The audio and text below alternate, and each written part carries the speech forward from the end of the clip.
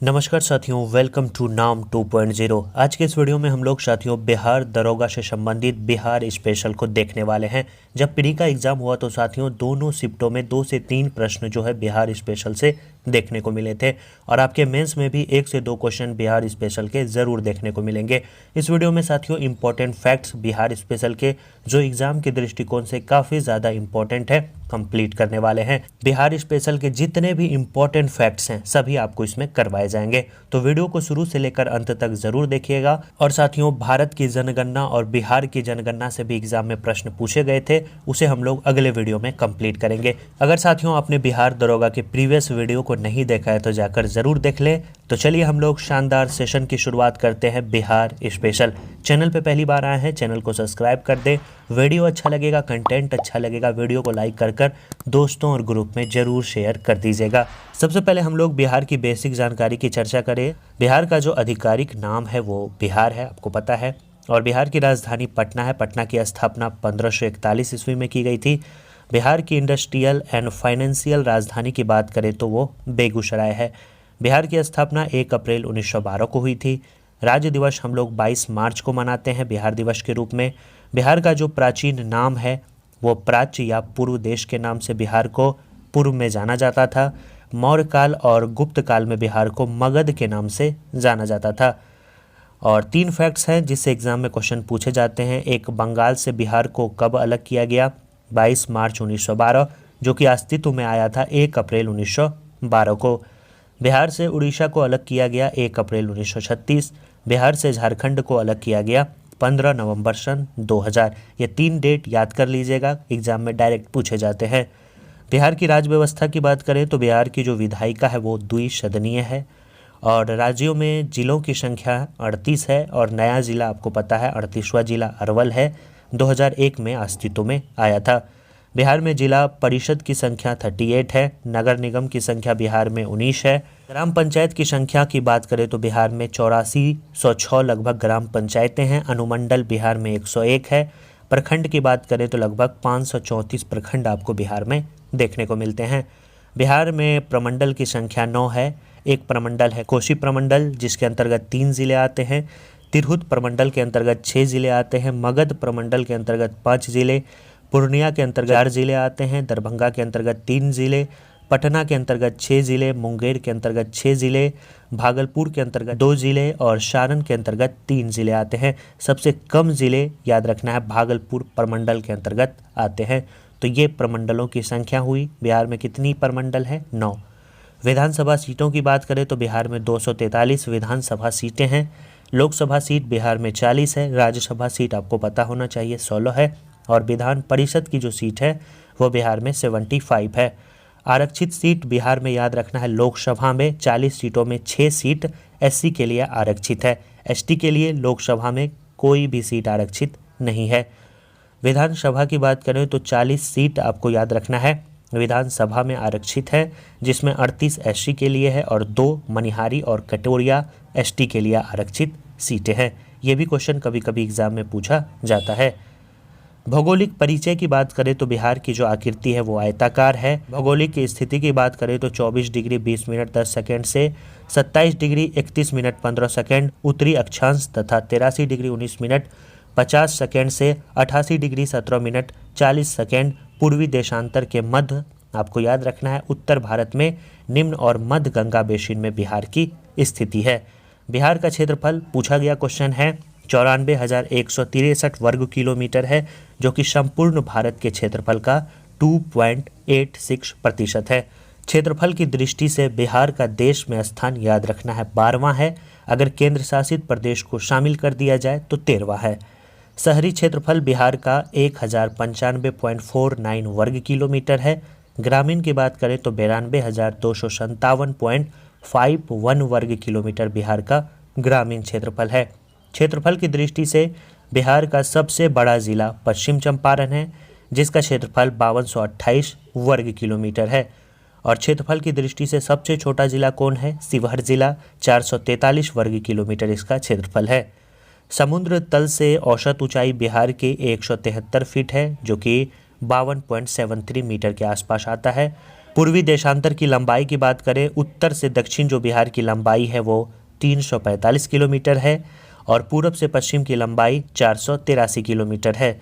बिहार की जलवायु मानसूनी है। बाढ़ प्रभावित क्षेत्र की बात करें तो लगभग 68.80 लाख हेक्टेयर क्षेत्र जो है बिहार में बाढ़ प्रभावित क्षेत्र माना जाता है। सर्वाधिक वर्षा वाला जिला किशनगंज है, सबसे कम वर्षा वाला जिला औरंगाबाद है, सबसे गर्म और सबसे ठंडा जिला आपको याद रखना है गया है। ये साथियों बिहार से संबंधित इम्पोर्टेंट जानकारी है जो आपको याद रखना है।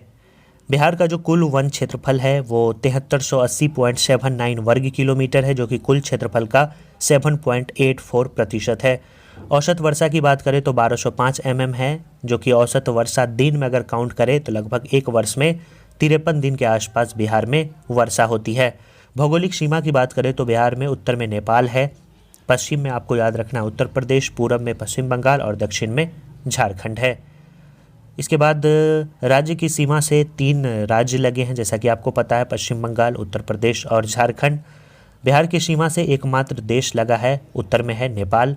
बिहार नेपाल अंतर्राष्ट्रीय सीमा की लंबाई 729 किलोमीटर के आसपास है। नेपाल से बिहार के 7 जिले लगते हैं, पश्चिम चंपारण, पूर्वी चंपारण, सीतामढ़ी, मधुबनी, सुपौल, अररिया और किशनगंज। उत्तर प्रदेश की सीमा से बिहार के 8 जिले लगते हैं। इम्पोर्टेंट है, पूछा जाता है, उत्तर प्रदेश और झारखंड से बिहार के 8 जिले लगते हैं। उत्तर प्रदेश से रोहतास, कैमूर, बक्सर, भोजपुर, सारण, सिवान, गोपालगंज और पश्चिम चंपारण। पश्चिम बंगाल से 3 लगते हैं, किशनगंज, पूर्णिया और कटिहार। झारखंड से 8, भागलपुर, बांका, जमुई, नवादा, गया, औरंगाबाद, रोहतास और कटिहार जिला झारखंड से अपनी सीमा साझा करता है।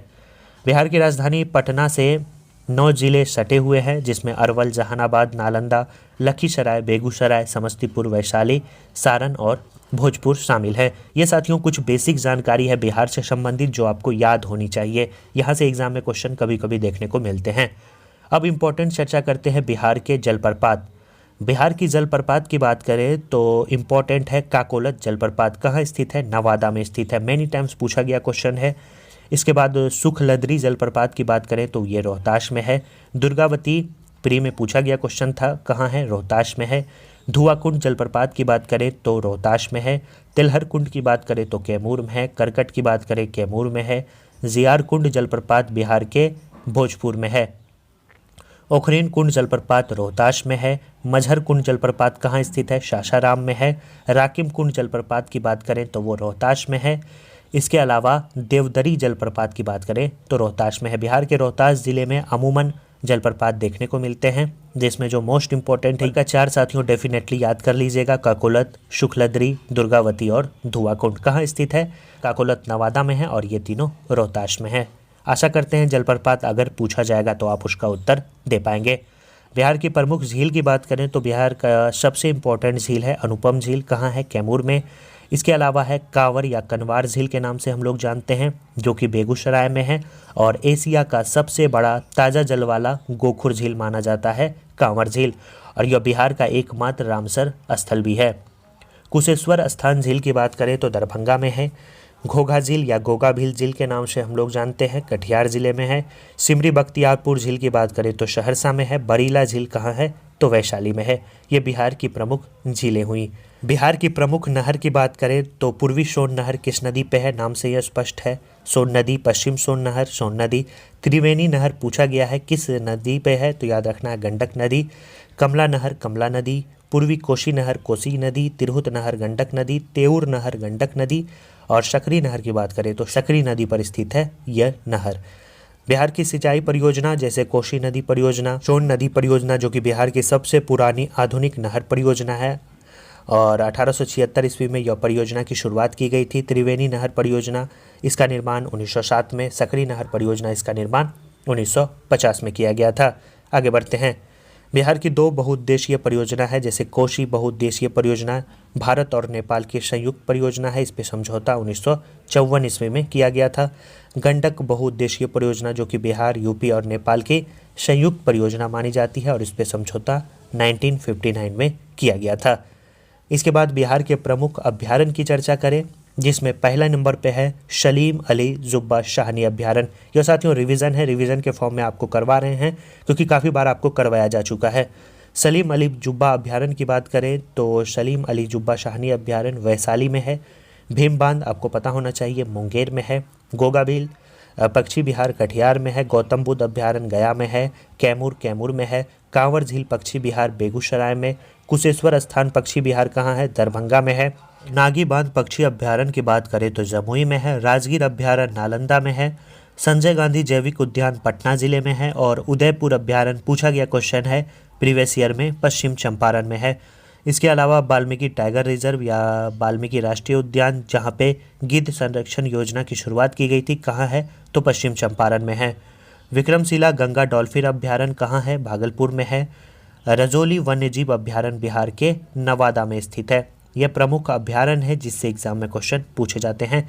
बिहार में एकमात्र राष्ट्रीय पार्क है जो कि है वाल्मीकि राष्ट्रीय पार्क और 12 वन्यजीव अभ्यारण्य हैं। बिहार के प्रमुख जलकुंड की बात करें तो ब्रह्मकुंड, सप्तधारा या सत्तरवा कुंड, सूर्य कुंड, नानक कुंड, गोमुख कुंड, मखदूम कुंड, यह सभी कहाँ स्थित है? राजगीर में है। मुंगेर में लक्ष्मण सीता, रामेश्वर, ऋषि, जन्मकुंड, भीम बांध, ये सभी मुंगेर के इंपॉर्टेंट जलकुंड है। गया में याद रखना है अग्निकुंड है। और गया की प्रमुख हिल के बारे में पूछा जाता है, प्रीवियस ईयर में पूछा गया है, जैसे ब्रह्मयोनी हिल, रामशिला हिल, प्रेतशिला हिल, गुरपा हिल, ये सभी गया की प्रमुख हिलें हैं। बिहार की 2 नदी जिसके बारे में एग्जाम में प्रश्न काफ़ी बार पूछा जाता है, जैसे गंगा नदी के बारे में पूछा जाता है तो उत्तर बिहार की नदी जो गंगा में मिलती है याद रखना है घाघरा है, गंडक है, बूढ़ी गंडक है, बागमती है, कोसी है, कमला है और महानंदा है।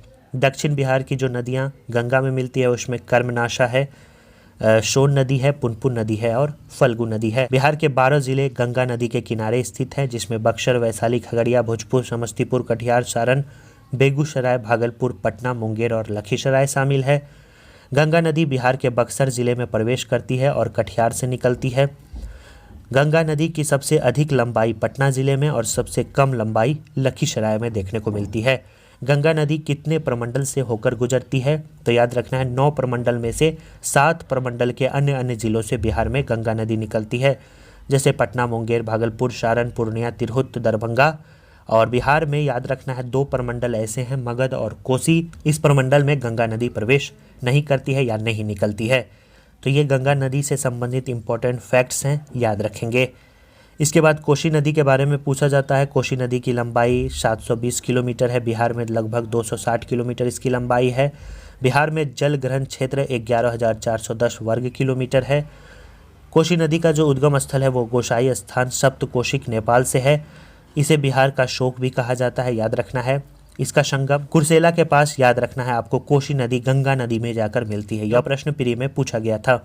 सहायक नदी की बात करें तो शंकोशी, ताम्रकोशी, भूतकोशी, दूधकोशी, ये सभी कोसी नदी की प्रमुख सहायक नदी हैं। तो गंगा और कोसी आशा करते हैं अगर पूछा जाएगा तो आप बना लेंगे। अब इम्पोर्टेंट देखते हैं, पूछा जाता है बिहार में राष्ट्रपति शासन।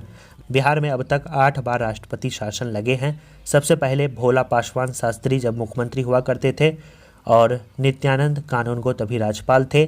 1968 में पहली बार बिहार में राष्ट्रपति शासन लगा था, 242 दिनों के लिए लगाया गया था। इसके बाद दूसरी बार भी भोला पासवान शास्त्री के समय लगा था 1969 में। तीसरी बार भी इन्हीं के समय लगा था। तभी जो राज्यपाल हुआ करते थे वो थे देवकांत बारवा 1972 में। चौथी बार जगन्नाथ मिश्र के शासनकाल में लगा था और 1977 में यह लगा था। राम सुंदर दास के समय 5वीं बार लगा था। तभी AR किदवई जो है बिहार के राज्यपाल हुआ करते थे। सर्वाधिक समय तक बिहार के राज्यपाल के पद पर या 2 बार बिहार के राज्यपाल रहे हैं AR किदवई, ये भी बात आपको याद रखना है। 1980 में राम सुंदर दास के समय लगा था। इसके बाद 6ठी बार लालू प्रसाद यादव के समय लगा है। 1995 में 7वीं बार राबड़ी देवी के समय, 1999 में 8वीं बार फिर राबड़ी देवी के समय 2005 में।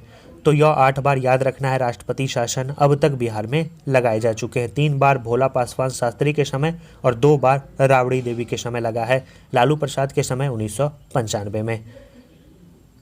अब साथियों कुछ करंट की हम लोग चर्चा कर लेते हैं क्योंकि हाल ही का न्यूज़ है और काफ़ी ज़्यादा इम्पोर्टेंट है, पूछा जा सकता है। जैसे हाल ही में आपको पता है कि बिहार के जननायक कर्पूरी ठाकुर को भारत रत्न पुरस्कार देने का ऐलान किया गया। इनके बारे में पूछा जा सकता है इनका जन्म कब हुआ? 24 जनवरी 1924। पितौंझिया गांव समस्तीपुर में इनका जन्म हुआ था। 2 बार यह बिहार के मुख्यमंत्री रहे थे। सबसे पहले 1970 में सोशलिस्ट पार्टी से और 1977 में जनता पार्टी के द्वारा जो है यह बिहार के मुख्यमंत्री चुने गए थे और यह बिहार के दूसरे उप मुख्यमंत्री भी रहे थे। 1967 से लेकर 68 तक यह बिहार के दूसरे उप मुख्यमंत्री रहे थे। ओबीसी को आरक्षण दिलाने में इनका अग्रणी भूमिका भी माना जाता है। 24 जनवरी 2024 को इनकी 100वीं जयंती मनाई गई थी, याद रखना है, इम्पोर्टेंट है। और 23 जनवरी को ही इन्हें भारत रत्न पुरस्कार देने की घोषणा की गई थी। इनका जो देहांत है वो 17 फरवरी 1988 ईस्वी को 64 वर्ष की उम्र में हो गया। इनकी पार्टी का नाम भारतीय क्रांति दल था। ये भी बात आप याद रखना है, एग्जाम में क्वेश्चन पूछे जाते हैं। यह लालू प्रसाद यादव, नीतीश कुमार, रामविलास पासवान और सुशील मोदी के राजनीतिक गुरु भी रहे हैं। तो मोस्ट इम्पोर्टेंट व्यक्तित्व है कर्पूरी ठाकुर। और हाल ही में आपको पता है बिहार के 6 लोगों को पद्म पुरस्कार से सम्मानित किया गया है। सबसे पहले बात करें बिंदेश्वरी पाठक, सामाजिक कार्य के लिए इन्हें पद्म विभूषण पुरस्कार से सम्मानित किया गया। मोस्ट इम्पोर्टेंट है, टॉयलेट मैन ऑफ इंडिया के नाम से जाने जाते हैं, बिहार के हैं तो ज़्यादा इम्पोर्टेंट है। अगले हैं श्री चंदेश्वर प्रसाद ठाकुर, इन्हें पद्म विभूषण पुरस्कार से सम्मानित किया गया। चिकित्सा से इनका संबंध है। तीसरे हैं श्री अशोक कुमार विश्वास, टिकुली पेंटिंग के विख्यात व्यक्तित्व हैं। कला से इनका संबंध है। पद्म श्री 2024 से इन्हें सम्मानित किया गया। चौथे हैं सुरेंद्र किशोर, शिक्षा और पत्रकारिता के क्षेत्र में पद्म श्री 2024 से इन्हें सम्मानित किया गया। पांचवें हैं श्री राम कुमार मलिक, ध्रुपद गायन से इनका संबंध है। कला के क्षेत्र में पद्म श्री पुरस्कार 2024 से इन्हें सम्मानित किया गया। छठे नंबर में संयुक्त रूप से सुश्री शांति देवी और इनके पति शिवम पासवान को मधुबनी पेंटिंग में गोदान शैली के लिए कला के क्षेत्र में पद्म श्री पुरस्कार 2024 से सम्मानित किया गया। तो यह इंपॉर्टेंट फैक्ट्स हैं जिसे आपको याद रखना है। आगे बढ़ते हैं। और हाल ही में आपको पता है कि बिहार में नई मंत्रिमंडल का गठन हुआ, जिसमें आपको पता होना चाहिए बिहार के नीतीश कुमार ने 9वीं बार शपथ लिया। और यह गृह मंत्रालय, समान प्रशासन विभाग, मंत्रिमंडल सचिवालय, निगरानी विभाग, इसके अलावा निर्वाचन एवं अन्य सभी विभाग जो किसी को आवंटित नहीं किए गए हैं इनके पास रहेंगे। याद रखना है, 9वीं बार बिहार के मुख्यमंत्री बने। इसके बाद सम्राट चौधरी जो बिहार के नए उप मुख्यमंत्री, बिहार में अभी वर्तमान में 2 उप मुख्यमंत्री हैं, एक विजय कुमार चौधरी, एक सम्राट चौधरी। सम्राट चौधरी उप मुख्यमंत्री के अलावा वाणिज्य, कर विभाग, वित्त विभाग, नगर विकास, आवास विभाग, खेल विभाग, स्वास्थ्य विभाग, उद्योग विभाग, विधि विभाग, पंचायती राज विभाग, पशु एवं मत्स्य संसाधन विभाग के भी मंत्री हैं। इसके बाद हम लोग चर्चा करते हैं विजय कुमार सिन्हा, पथ निर्माण विभाग, श्रम संसाधन विभाग, भूमि एवं राजस्व सुधार विभाग, खान भूतत्व विभाग, कृषि विभाग, गन्ना उद्योग विभाग, कला संस्कृति एवं युवा विभाग, लघु जल संसाधन विभाग एवं लोक स्वास्थ्य अभियंत्रण विभाग के मंत्री बनाए गए। विजय चौधरी की बात करें तो विजय चौधरी बिहार के नए शिक्षा मंत्री बने। इसके अलावा संसदीय कार्य विभाग, जल संसाधन विभाग, परिवहन विभाग, भवन निर्माण विभाग, सूचना एवं जनसंपर्क विभाग के नए मंत्री बने। इसके बाद विजेंद्र यादव की बात, ऊर्जा विभाग, मद निषेध उत्पाद एवं निबंधन विभाग, योजना का विकास विभाग, ग्रामीण कार्य विभाग एवं अल्पसंख्यक कल्याण विभाग के नए मंत्री बने। श्रवण कुमार की बात करें तो समाज कल्याण विभाग, ग्रामीण विकास विभाग, खाद्य एवं उपभोक्ता संरक्षण विभाग के नए मंत्री बने हैं। इसके बाद प्रेम कुमार की बात करें तो प्रेम कुमार बिहार के नए पिछड़ा वर्ग एवं अति पिछड़ा वर्ग कल्याण विभाग के मंत्री बने हैं। इसके अलावा सहकारिता विभाग, आपदा प्रबंधन विभाग, पर्यटन विभाग और पर्यावरण, वन एवं जलवायु परिवर्तन विभाग के नए मंत्री बने हैं प्रेम कुमार। संतोष कुमार सुमन की बात करें तो अनुसूचित जाति एवं अनुसूचित जनजाति कल्याण विभाग तथा सूचना प्रौद्योगिकी विभाग के नए मंत्री बने हैं। सुमित कुमार की बात करें तो विज्ञान प्रौद्योगिकी एवं तकनीकी शिक्षा विभाग के नए मंत्री बने हैं सुमित कुमार। तो वर्तमान में यह बिहार के मंत्रिमंडल हैं। आगे बढ़ते हैं हम लोग और फटाफट अंत में क्विक रिवीजन कर लेते हैं मॉडर्न बिहार से रिलेटेड। जैसे स्वामी सहजानंद सरस्वती के बारे में पूछा जाता है, यह एक किसान नेता थे। 1929 में प्रांतीय किसान सभा का गठन बिहार में किया गया था और 1936 में लखनऊ में अखिल भारतीय किसान सभा का गठन किया गया था। बाबा ठाकुरदास के द्वारा पटना में रामकृष्ण मिशन सोसाइटी की स्थापना 1906 में की गई थी। बिहार में समेकित चेक पोस्ट की स्थापना 2000 में। बिहार के भागलपुर में नमक सत्याग्रह का नेतृत्व, याद रखना है, महादेव लाल शराफ के द्वारा किया गया था। राहुल सांकृत्यायन के द्वारा 1939 में अम्बाड़ी सत्याग्रह का नेतृत्व किया गया था और यह असहयोग आंदोलन के दौरान छपरा से सक्रिय रहे थे। ये सभी साथियों वन लाइनर हैं ताकि आपको याद करने में आसानी हो और डायरेक्ट यहाँ से क्वेश्चन पूछे जाए। अंत समय है वही चीज़ें पढ़े जिससे एग्जाम में क्वेश्चन पूछे जाते हैं। इसके बाद फूलन प्रसाद वर्मा, जयप्रकाश वर्मा, राहुल सांकृत्याल ने 1931 में बिहार समाजवादी पार्टी का गठन किया था। भारतीय कांग्रेस सोशलिस्ट पार्टी की स्थापना 17 मई 1934 में की गई थी, जिसके सचिव जयप्रकाश नारायण और अध्यक्ष आचार्य नरेंद्र देव थे। कुंवर सिंह के बारे में पूछा जाता है तो बिहार में 1857 के क्रांति का नेतृत्व इन्होंने किया था, जगदीशपुर से आते हैं। स्वामी विद्यानंद के बारे में पूछा जाता है, असहयोग आंदोलन के दौरान बिहार के कृषकों का नेतृत्व स्वामी विद्यानंद ने किया था। श्री कृष्ण सिंह की बात करें तो बिहार में स्वराज दल का गठन 1923 में इनके द्वारा किया गया था और यह बिहार के पहले मुख्यमंत्री भी थे।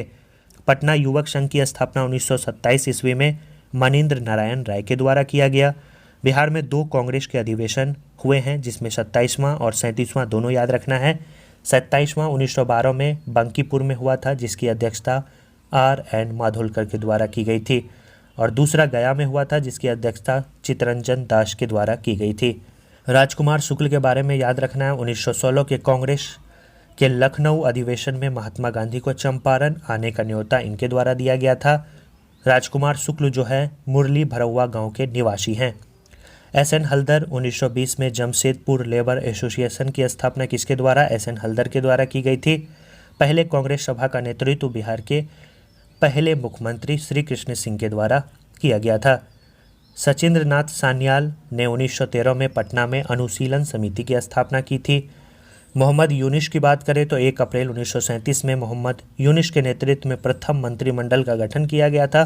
3 माह तक यह बिहार के तभी वर्तमान संदर्भ में प्रधानमंत्री, जो अभी मुख्यमंत्री कहलाते हैं, के पद पर रहे थे। बिहार प्रांतीय कांग्रेस के अधिवेशन के बारे में अगर पूछा जाए तो प्रथम अधिवेशन पटना में 1908 में सैयद अली इमाम के नेतृत्व में, दूसरा भागलपुर 1909 में दीप नारायण सिंह के नेतृत्व में किया गया था।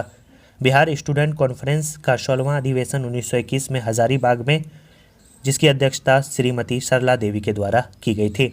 प्रमुख महिला बिहार के स्वतंत्रता आंदोलन के क्रम में आपको याद रखना है प्रभावती देवी, जो कि जयप्रकाश नारायण की पत्नी थी, पटना क्षेत्र की स्वतंत्रता सेनानी। राजवंशी देवी राजेंद्र प्रसाद की पत्नी। भगवती देवी की बात करें तो राजेंद्र प्रसाद की बहन थी। राम प्यारी देवी जगत नारायण लाल की पत्नी थी। इसके बाद अंग महाजनपद का पूर्व नाम क्या था? मालिनी था। फारूक सियर का पटना में राज्याभिषेक 1712 में हुआ था। बिहार और झारखंड के विभिन्न हिस्सों में जादुई लालटेन की मदद से क्रांतिकारियों का नेतृत्व किसके द्वारा किया गया था? इंदुनाथ नंदी के द्वारा। ताना भगत जो कि एक ट्राइबल नेता थे, कांग्रेस के किस अधिवेशन में भाग लिए थे? तो गया अधिवेशन में। बिहार में चौड़ी विद्रोह 1798 ईस्वी में हुआ था, जिसका संबंध चुआड़ विद्रोह से है। बिहार में नमक सत्याग्रह का चयनित स्थान नखास तालाब था। बिहार में व्यक्तिगत सत्याग्रह की शुरुआत कब हुई थी? 28 नवंबर 1940 को, जिसमें पहले सत्याग्रही थे श्री कृष्ण सिंह, दूसरे थे अनुग्रह नारायण सिंह। गया में सत्याग्रही थे गौरी शंकर सिंह और नालंदा में थे श्याम नारायण सिंह। भारत छोड़ो आंदोलन के दौरान नवंबर 1942 को दिवाली के दिन बड़ी संख्या में गार्ड छुट्टी पर थे, तब जयप्रकाश नारायण जो है हजारीबाग जेल से फरार हुए थे।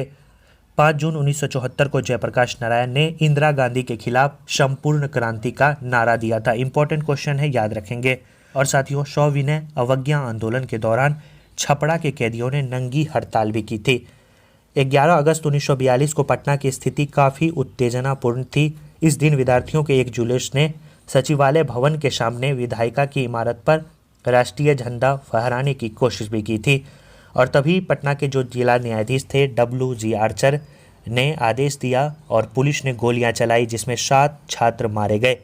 इन 7 छात्रों के नाम में उमाकांत सिंह, रामानंद सिंह, सतीश प्रसाद झा, देवीपत चौधरी, राजेंद्र सिंह, राम गोविंद सिंह तथा जगपति कुमार शामिल थे। आगे बढ़ते हैं। बिहार में स्वदेशी संघ की स्थापना मई 1930 में की गई थी। बिहार में कौमी सेवा दल की स्थापना 27 नवंबर 1921 में की गई थी। बिहार में कितने प्रमंडल से गंगा नदी निकलती है? 7। बिहार के कुल सीमावर्ती जिले की संख्या कितनी है? 22। पटना हाईकोर्ट की स्थापना 3 फरवरी 1916 को की गई थी।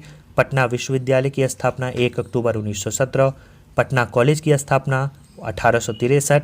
गोलघर का निर्माण 1786। महात्मा गांधी सेतु की लंबाई 5.75 किलोमीटर। पटना जू आम जनता के लिए खोला गया 1973। नालंदा विश्वविद्यालय की स्थापना 5वीं शताब्दी में कुमार गुप्त के द्वारा किया गया। विक्रमशिला विश्वविद्यालय की स्थापना 8वीं शताब्दी में धर्मपाल के द्वारा किया गया था। यूनेस्को विश्व विरासत स्थल में बिहार के 2 स्थल शामिल हैं। पहला याद रखना है महाबोधि मंदिर, जिसे 2002 में दर्जा मिला, और दूसरा नालंदा विश्वविद्यालय, जिसे 2016 में दर्जा दिया गया। और बिहार का एकमात्र रामसर स्थल आपको पता है कौन है? कांवर झील बेगूसराय का। 2020 में इसे रामसर स्थल का दर्जा मिला। वर्तमान में 80 रामसर साइट हैं, याद रखना है। और आज का साथियों लास्ट पॉइंट, बिहार के जीआई टैग प्राप्त वस्तु। इसमें याद रखना है सबसे पहले बिहार की मधुबनी पेंटिंग को 2006-07 में जीआई टैग का दर्जा मिला था। इसके बाद एप्लिक वर्क, सुजनी कढ़ाई, सिक्की घास के उत्पाद, भागलपुरी सिल्क, जरदालू आम, कतरनी चावल, मगही पान, शाही लीची, सिलाव खाजा, मंजूश कला, और 2022 में याद रखना मिथिला मखाना, और 2023 में मिर्चा चावल से जीआई टैग दिया गया। तो बिहार से संबंधित ये इंपॉर्टेंट जानकारी आशा करते हैं अगर यहाँ से प्रश्न पूछे जाएंगे तो आप उसका उत्तर दे पाएंगे। वीडियो अच्छा लगा, वीडियो को लाइक कर दीजिए और चैनल को सब्सक्राइब कर बेल आइकन ज़रूर दबा दीजिएगा, और वीडियो को दोस्तों और ग्रुप में शेयर कर दीजिएगा। नेक्स्ट वीडियो में हम लोग बिहार की जनगणना और भारत की जनगणना से संबंधित इंपॉर्टेंट फैक्ट्स को देखेंगे, क्योंकि वहाँ से एग्जाम में क्वेश्चन पूछे जाएंगे। तो मिलते हैं नेक्स्ट वीडियो में। अपनी तैयारी जारी रखिए, रिवीजन करिए। धन्यवाद साथियों।